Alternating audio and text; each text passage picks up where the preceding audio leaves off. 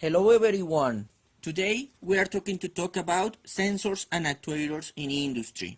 To be exact, we will talk about two types of sensors and one type of actuator. We can start talking about the vibrating fourth level sensor. This is a sensor commonly used in any type of tanks.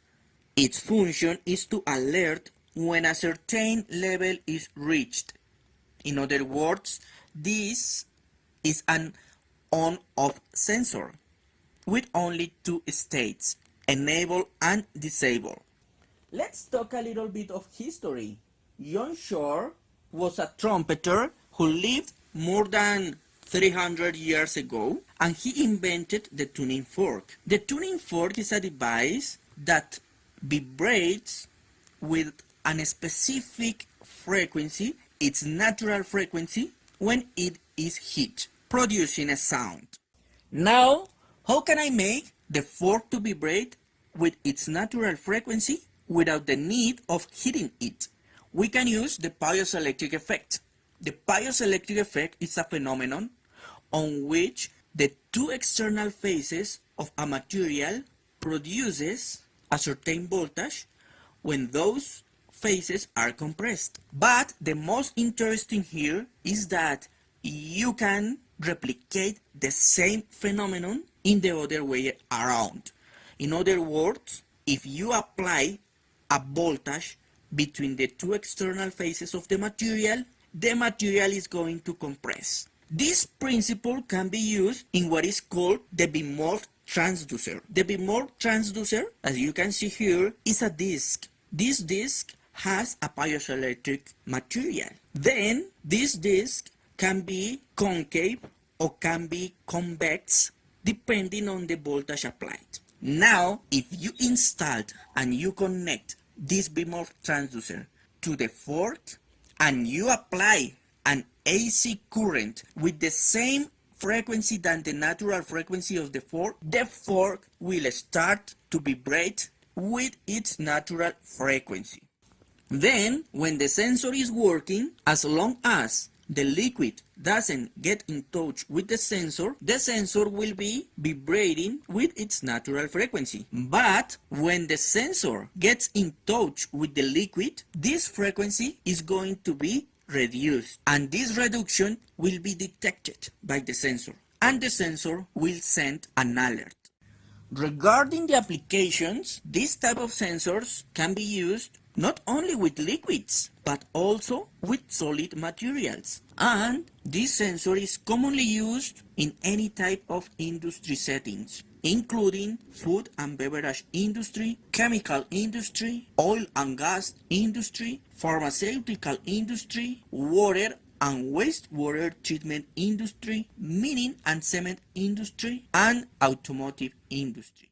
Talking about prices, specifically the products offered by Endres and Houses company, we can find prices from 188 euros to 469 euros. Obviously, the more expensive is the sensor, the less is the minimum density that the sensor can detect.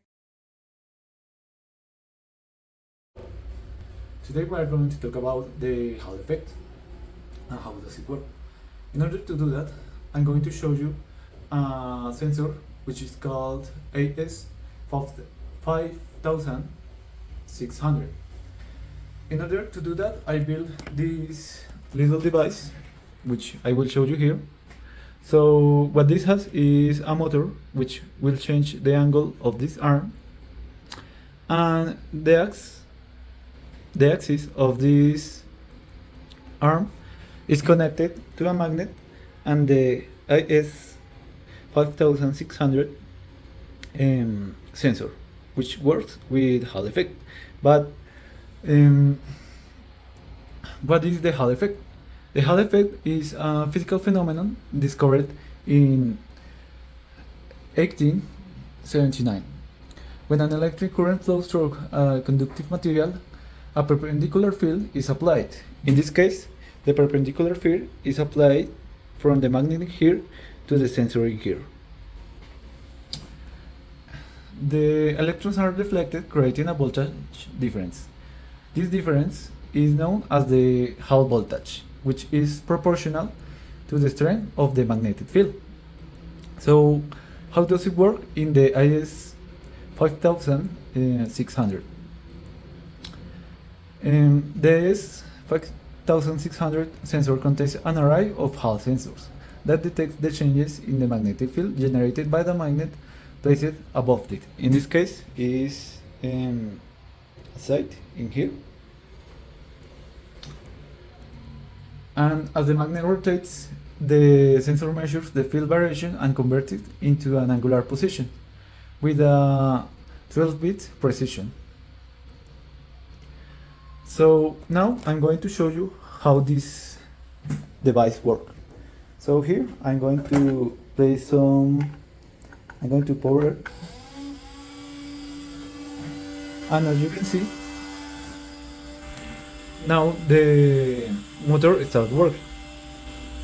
So what it does is it creates a PWM pulse for the motor, and this changes the angle at which the arm is placed. As the angle changes, the Arduino chip is able to read the pulses of the produced by the sensor, and then it relates it into an angle in degrees. So in order to show you what is capable of, I'm going to change the angle manually. And as you can see here, the angle is close to 90 degrees. Now I'm going to let the arm go away, and you can see how the angle changes. Now we are going to talk about our actuator. We have chosen the re-entry control system thrusters. As you can see, they are very similar to small rockets or small turbines, but with the difference that they are not made for boost the entire machine at high velocity. Instead of that, they are made for controlling a space vehicle at low velocity. Let's talk a little bit of history. This technology was born alongside the space race during the Cold War. As you can see, the first one was developed by the NAA in the United States in 1962. This thruster was installed in the Gemini spacecraft. Remember that the Gemini project was a project that aimed to put the first human being in orbit around the Earth. Obviously, some years later, these devices were really crucial for the Apollo 11 to be able to land on the moon in 1969. According to the technology used, there are three types of thrusters. The first one is the most simple system. As you can see in the left image, there is a tank. This tank stores an inert gas at high pressure. Next to the tank, there is a solenoid valve. This valve opens when a maneuver is needed by allowing the gases to escape at high velocity. The monopropellant and bipropellant thrusters were the first thrusters used. Into these thrusters, a chemical reaction occurs, expelling gases at high velocity.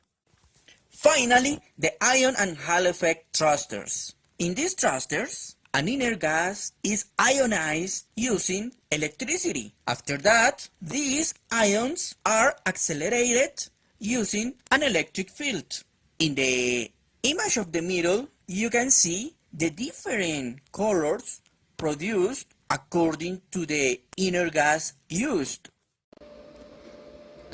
In the world of space exploration reaction control systems, thrusters play a critical role in spacecraft maneuverability, particularly for attitude control, orbital adjustments, and docking operations. Below are some of the prominent RCS thrusters with their associated costs and applications. Gemini Rocketdyne has a price of $2,300. This thruster was used during the NASA Gemini missions to provide attitude control for the spacecraft in orbit. Its relatively low price makes it an attractive option for small spacecraft requiring reliable maneuvering. The second one is the RS-25 rocket engine, with a price of $40 million. The RS-25 engine, known for its power and reliability, is a key component of NASA Space Shuttle program. It is used for primary propulsion during launch and initial stages of flight, with advanced design features making it a critical element for reusable space transportation systems. The third one is a SpaceX Raptor engine, with a price of $250,000. The SpaceX Raptor is a next-generation rocket engine designed for Starship spacecraft. It utilizes methane and liquid oxygen, metallox, as propellants, offering high performance and reusability. Raptor engines are used for both orbital and interplanetary missions, signifying a new era in reusable rocket technology. Each of these engines and thrusters showcases the significant advances in rocket propulsion technology, enabling humanity to explore deeper into space while optimizing cost and efficiency.